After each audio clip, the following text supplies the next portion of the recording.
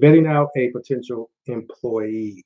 Um, I had a conversation maybe about an hour ago with a good friend of mine on how should she approach new business.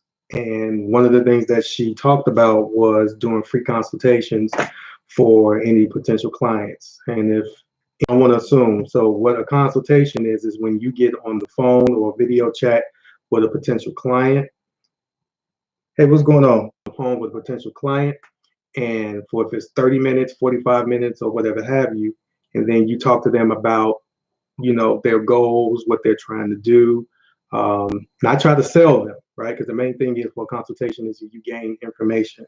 However, one of the biggest things with consultation is, in some instances, you are giving the whole kit and caboodle away for free. That's one of the mistakes that I made when starting out in my business, where I would just give so much value throughout the consultation that I assumed that me doing this for free, I was going to make some sort of money on the back end. But it was a total nightmare. It even got to the point where in one day I talked to 8 people and nothing came about it, right?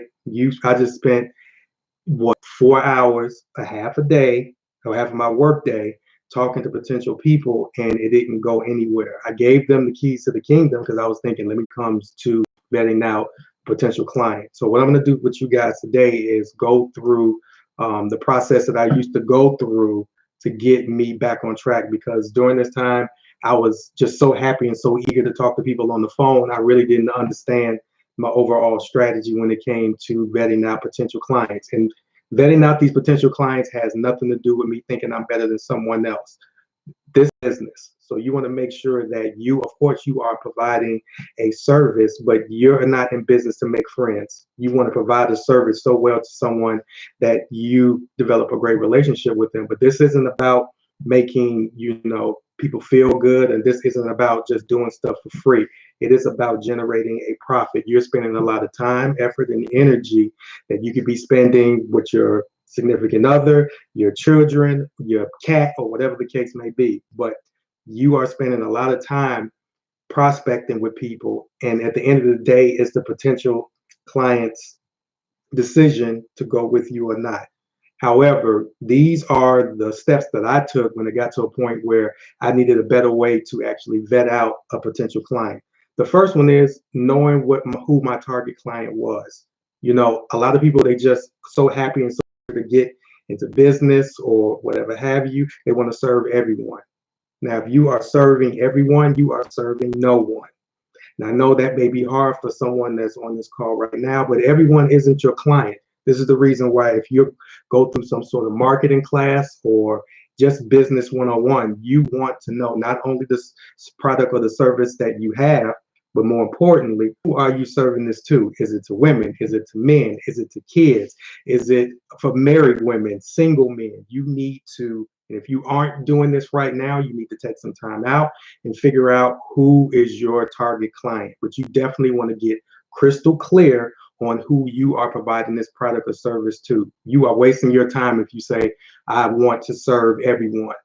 Only God can serve everyone, right? And He is the source of everything. I don't want anyone on the call to thinking that I'm naive to that. But you definitely need to know who your target client is. So if you're thinking that you're going to serve everyone, you're not. Take a sheet of paper and drill out who you specifically want to serve. You need to get crystal clear on the lines of that. Number two, get in the mindset of understanding that vetting out a potential client isn't bad. You are doing your potential client a disservice and wasting not only your time, but their time also, if you think that you're not doing your due diligence to say, based off of X, Y, and Z, I feel that we will be a good fit to work with each other. And I was working with a potential client on this particular piece, and they could not get over the fact that they felt bad if they sectioned out a certain group of people, or you make the determination that some people are a good fit to work for and some people aren't. But this is the reason why she's broke right now. Let me say that again. The reason why she is broke right now, because she feels from a mental standpoint, she needs to serve everyone. So you're really not in business. Or better yet, you're really not in business to be successful and to win at the end of the day and make a profit, right? Once again, you are not in business to make friends. You want to build good relationships. You want to provide a good service. But you have to understand that vetting out people and determining that they may not be a good fit to work together isn't a bad thing, because if you go through a certain process and you understand that it's not a good fit to work with, you're saving that person time, effort, and energy. And let me make this very clear. Determining someone who is not a good fit to work with has, if there's more factors to play in that part than just money. And I say that because I was ignorant to that fact. I was thinking if the person could not afford my services, then they're not going to be a good fit. However, it got to a point where I've worked with plenty of clients who had the money, but they were lazy. They weren't willing to do the work. They played the blame game. And it was more of a head. It got to a point where with one client, I gave them their money back just so I wouldn't have to deal with that headache every week. So once again, getting into the mindset and understand that vetting out a potential client isn't a bad thing. Number three, utilize tools that is in your disposal right now, meaning that they are very cost effective, that you can use to vet out your potential client. One of the easiest things that you can do, and I hope people have their pens, one of the easiest tools that you can use to vet out a potential client is a questionnaire. I've been using questionnaires for the past, I've been in business for, it'll be 9 years this year. Woo, 9 years. I've been using questionnaires for 7 of those 9 years. And it's just as simple as 3 to 5 questions that you can actually give to a potential client, whether it be via email or whatever have you, to see if they will be a good fit for your product or your service. 3 to 5 questions. That's all you need. And these 3 to 5 questions will be strategic enough so you know everything that you need to know even before picking up the phone with him or her to figure out if it'll be a good deal. It'll be a good fit to work together, right?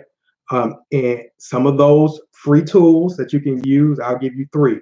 One is Google Forms. If you have a Google account, you have Gmail, you have Google Calendar, there's also something called Google Forms. Go type in Google FORMS.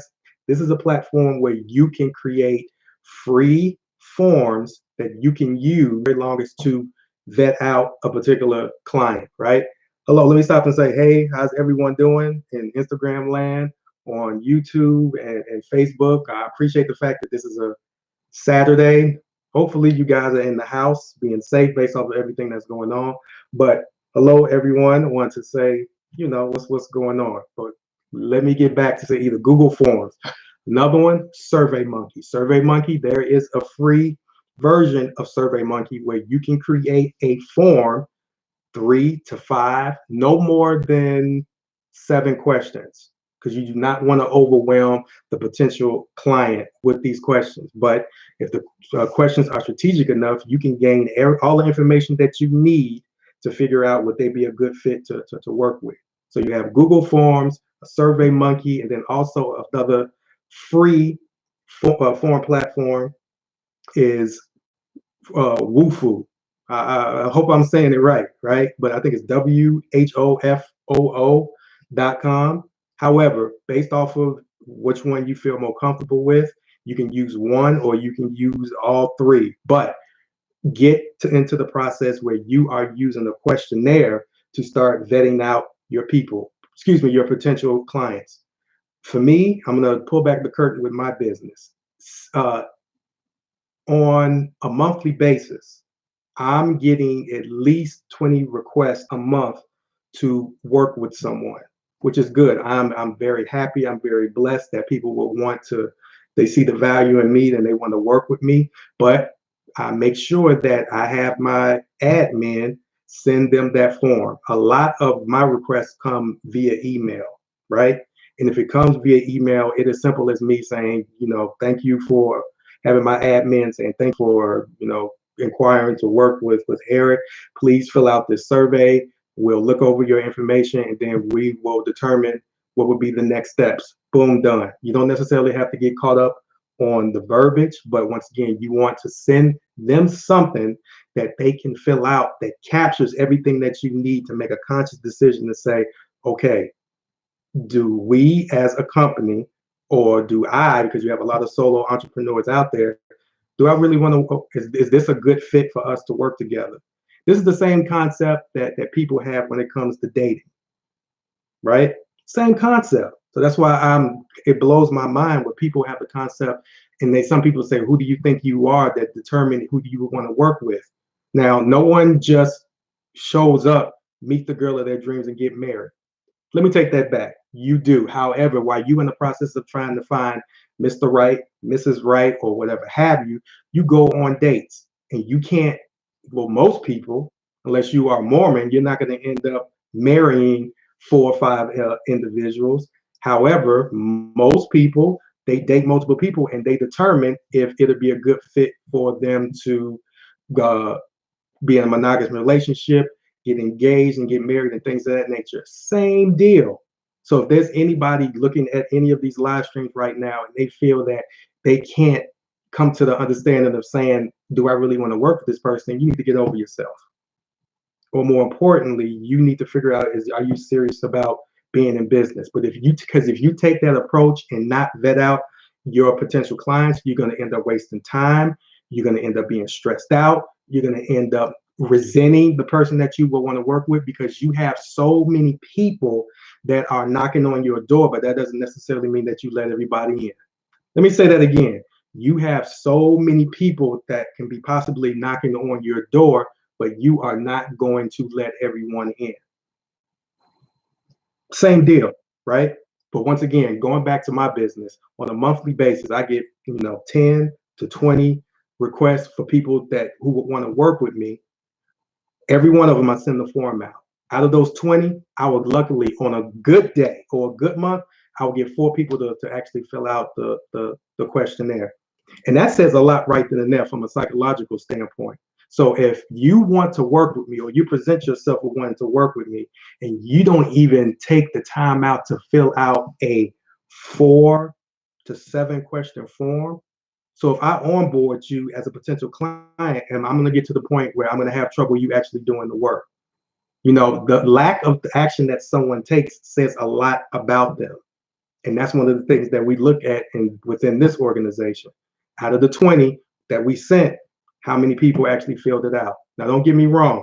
We cycle through, because we have a follow-up process also, because maybe that person missed the email. But after 3 emails, and we have it set up where we know for the fact that the person opened up the email. There's features out there that can actually do that. Technology is a beautiful thing. So if we go through the process and look at the 20, or have my admin look at the 20, and it says that only 4 of them actually went through the process of filling out the form, those are the individuals that we set up an actual call with.